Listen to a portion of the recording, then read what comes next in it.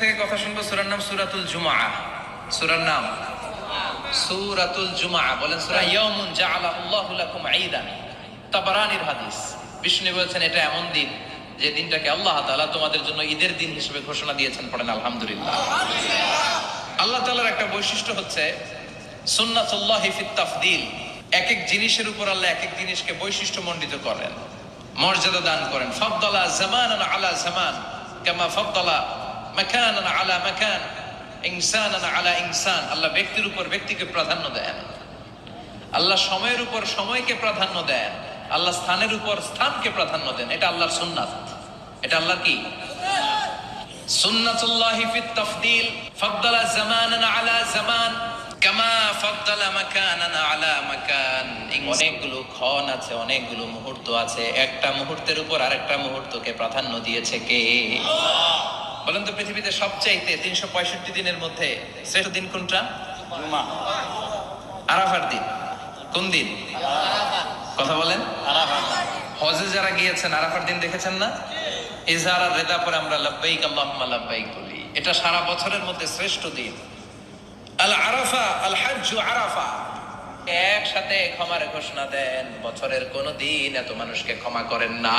সুবহানাল্লাহ। আবার শয়তান ওই দিনে এতটা লাঞ্ছিত বোধ করে, এতটা অপমান বোধ করে, বছরের কোন দিন শয়তান এত অপমানিত হয় না। এজন্য বিশ্বনবী বলেছেন খায়রুদ দুআ দুআ ও আরাফা। এবার বলেন বছরের সবচেয়ে শ্রেষ্ঠতম রাত কোনটা? কদরের রাত। ইন্না আনজালনাহু ফি ইন্না শাহরু রমাদান আল্লাযী উনজিলা ফীহিল কুরআন। যে মাসে কোরআন নাজিল হয়েছে এই মাসের চেয়ে শ্রেষ্ঠ কোন মাস থাকতে পারে? চিল্লায় বলেন থাকতে পারে? তার মানে বছরের শ্রেষ্ঠ দিন আরাফার দিন, বছরের শ্রেষ্ঠ রাত কদরের রাত, বছরের শ্রেষ্ঠতম মাস রমজান মাস। এবার বলেন সপ্তাহের মধ্যে শ্রেষ্ঠতম দিন কোনটা? বিশ্বনবী বললেন সাইয়্যিদুল আইয়াম, leader of the all days in the week. সপ্তাহের যতগুলো দিন আছে 7টা দিনের সর্দার হচ্ছে ইয়াউমুল জুমা, জুমার দিন। চিল্লায় পড়েন আল্লাহু আকবার। আদম আলাইহিস সালামকে পৃথিবীর বুকে তিনি পাঠিয়ে দিয়েছিলেন এই জুমার দিনে। সুবহানাল্লাহ। কুল নাহবিতু মিনহা জামিআ। O Adam, go down with your wife. তোমার স্ত্রী হাওয়াকে নিয়ে পৃথিবীতে নাও। সাইয়েদনা আদম আলাইহিস সালামকে আল্লাহ তাআলা পাঠিয়েছিলেন শ্রীলঙ্কার একটা পাহাড়ে, অ্যাডামস পিক।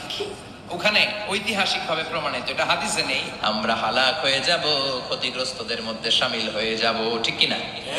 আল্লাহ সাইয়েদনা আদম আলাইহিস সালামের তওবা কবুল করলেন। ওনার কাজ হচ্ছে তওবা কবুল করা। আমাদের কাজ গুনাহ করা, শয়তানের কাজ ওয়াসওয়াসা দেওয়া, আল্লাহর কাজ খালি মাফ করা। তাকাব্বালাল্লাহু তাওবাতা আদম ফি ইয়াউমিল জুমআ। আল্লাহ যেদিন আদম আলাইহিস সালাম তাওবা যে কবুল করছেন, ঘোষণা দিয়েছেন, এই ঘোষণাটা ছিল জুমার দিনের ঘোষণা। তাওবা কবুল করে নেওয়া হলো জুমার দিনে।